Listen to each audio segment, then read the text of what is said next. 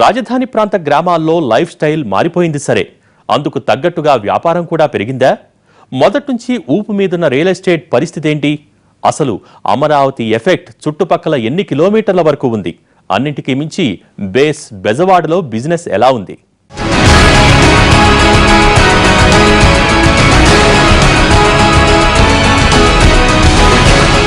పల్లెటూళ్లలో corporate banks,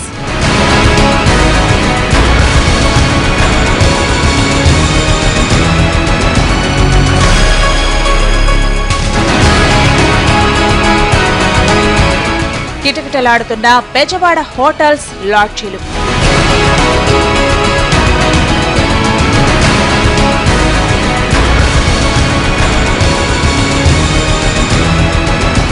ఊరికి 5-6 real estate ఆఫీసులు, అమరావతికి 100 కిలోమీటర్ల పరిధిలో పెరిగిన భూముల ధరలు.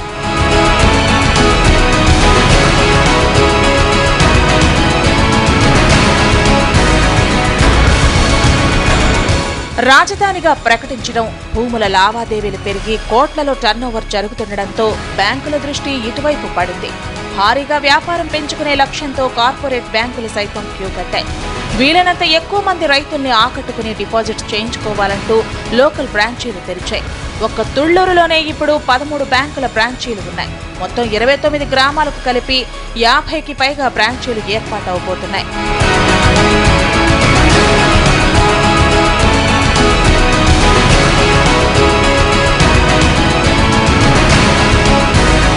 ఇక ప్రతి ఊళ్ళో రియల్ ఎస్టేట్ ఆఫీసులు ఉన్నాయి.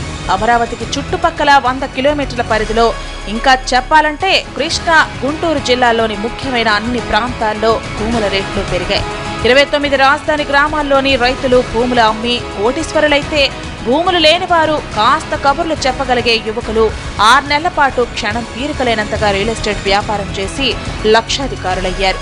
రేట్లు ఒక స్థాయి దాటిపోవడం, ప్రభుత్వం ఆంక్షలు పెట్టడంతో సిఆర్డీఏ పరిధిలో ఇప్పుడు వ్యాపారం నెమ్మదించింది. కానీ గడిచిన ఏడాది కాలంలో ఈ వ్యాపారం మీద లక్షాధికారులైన వాళ్లు చాలా మందే ఉన్నారు.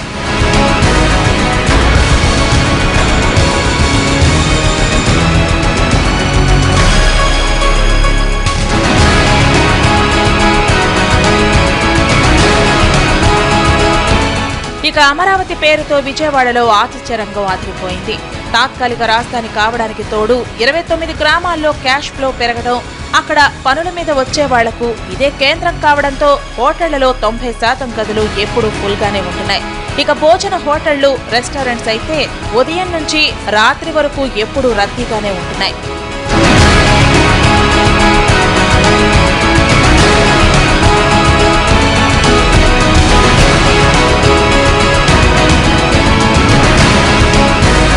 విపరీతమైనటువంటి డిమాండ్ హోటల్ రంగానికి విజయవాడ నగరంలో ముఖ్యంగా పెరగడం జరిగింది. ప్రస్తుతం మనం చూసినట్లయితే విజయవాడ నగరంలో 3 స్టార్ అండ్ అబోవ్ కేటగిరీస్లో దాదాపు 700 నుంచి 800 రూమ్స్ అందుబాటులో ఉన్నాయి. అదేవిధంగా మిగతా డీలక్స్ హోటల్స్ కానివ్వండి, లాడ్జ్లు కానివ్వండి చూసినట్లయితే దాదాపు 2000 రూమ్స్ మనకు అందుబాటులో ఉన్నాయి. అయినా కూడా ఇవేవి కూడా సరిపోనటువంటి పరిస్థితి. అనేక సందర్భాల్లో ముఖ్యమంత్రి గారి ప్రమాణ స్వీకార కార్యక్రమం ఏదైతే మరి విజయవాడ నగర దగ్గరలో జరిగిందో అప్పటి నుంచి మనం చూసుకున్నట్లయితే ఎప్పుడు ఇక్కడ కలెక్టర్స్ కాన్ఫరెన్స్లు జరిగినా, మిగతా పెద్ద పెద్ద ఈవెంట్స్ ఏవి జరిగినా కూడా హోటల్ రూమ్స్కి చాలా డిమాండ్, సరిపోనటువంటి పరిస్థితి. మరి అధికార యంత్రాంగం మొత్తం కూడా నిజంగా వెతుకులాడుకోవాలన్నటువంటి పరిస్థితి. ఎక్కడ మనం అకామిడేషన్ ప్రొవైడ్ చేయాలి, హోటల్ రూమ్స్ సరిపోక గెస్ట్ హౌస్లన్నీ కూడా నిండిపోయి ప్రైవేట్ గృహాలను కూడా తీసుకునేటటువంటి పరిస్థితి ఈ రోజున విజయవాడ నగరంలో నెలకొని ఉంది. విజయవాడలో 3-4 స్టార్ హోటళ్లలో కలిపి 800 గదులున్నాయి. లాడ్జీలు, చిన్న హోటళ్లలో ఇంకో 2000 గదులు అందుబాటులో ఉన్నాయి. అయినా అన్నీ నిండిపోతున్నాయి.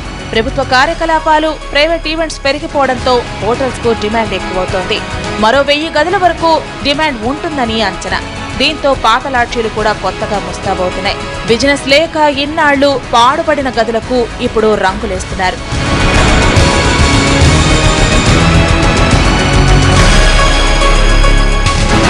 విజయవాడ నగరంలో మంచి హోటల్ ఇండస్ట్రీకి మంచి భవిష్యత్తు ఉంది నేను చెప్పగలను. దాదాపు ఇంకొక 1000 రూములు 3 స్టార్ అండ్ అబోవ్ కేటగిరీలోనే 1000 రూములకి ఇంకా అవకాశం ఉంది.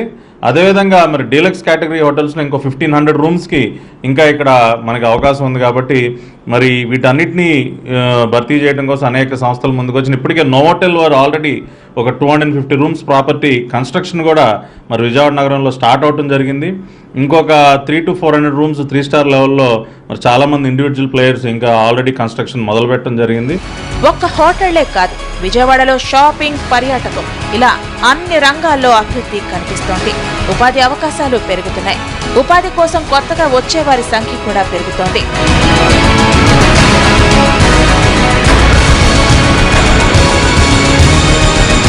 అటు అమరావతి నిర్మాణం, ఇటు ఇక్కడి నుంచే పాలనా వ్యవహారం, ఈ రెండు అంశాలతో రాజధాని నగరంలో బిజినెస్ యాక్టివిటీ భారీగా పెరిగింది. ముఖ్యంగా ఆతిథ్య రంగంలో ఆ ప్రభావం స్పష్టంగా కనిపిస్తోంది. అయితే నిర్మాణాలు పూర్తి స్థాయిలో అందుబాటులోకి రాకపోవడంతో సామాన్యులు తాత్కాలికంగా ఇబ్బందులు పడుతున్నారు.